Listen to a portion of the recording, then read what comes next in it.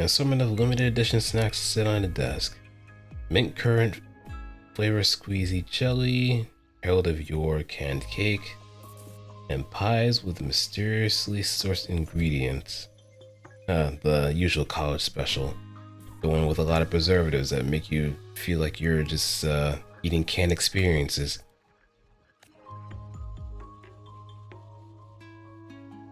Canned experiences that will probably make you feel like you're absolute garbage.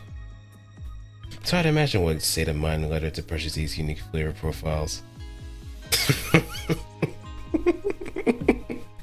I always have this idea of depression food. Sometimes it's just either the sweetest tasting thing or it's just a very interesting menagerie of flavors all clashing together at once. It's why I think Subway is the perfect example of depression food. I'm sorry, Lottie, but I'm just gonna keep railing on that in particular, but Subway is always gonna be depression food in my eyes.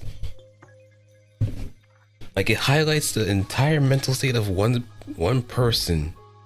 It doesn't matter what they're ordering from Subway, it's just the fact that they're there. I think it's even more apparent if they start ordering things that isn't really Subway's wheelhouse too. Especially when it comes to the pizzas. Why on God's green earth would they even bother with pizzas beyond me? But I think it's just the fact that you go to Subway to taste something that would probably make you either reconsider certain things or just make you remind you of why the hell are you feeling this way. And believe me, I can tell you, the moment I graduated from college,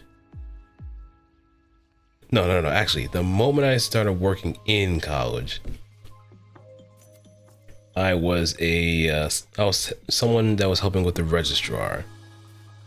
If I said exactly what kind of title it was, and I'm pretty much exposing myself a little bit too much, but I was working the registrar. I actually had a nice little part-time job. It's just I've been cursed with the fate of working bi-weekly paid jobs here and there. And it's all, you have to get your hours set up before the semester starts too. So before all that, I think I was mostly getting a bit of an allowance from my dad from time to time. So I had to find some cheap eats. Subway was, honest to goodness, a bit of a lifesaver at times. But the moment I started working there, I started actually branching out to different restaurants around the campus. I found a pizzeria that was right around the corner. It had really decently sized slices, but the subs were the main things that I really gunned for because of how much food it gave, and even though the bread was hard as hell, it was still worth it. The palate of my mouth was being cut up for sure, but by God, I was much more grateful at the fact that I didn't have to eat at Subway anymore.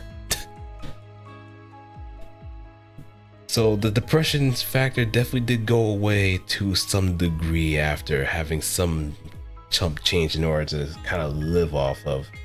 Because I didn't live on campus. I commuted to college. But needless to say, I think my eating habits have certainly paid the price because of that. It certainly has paid the price.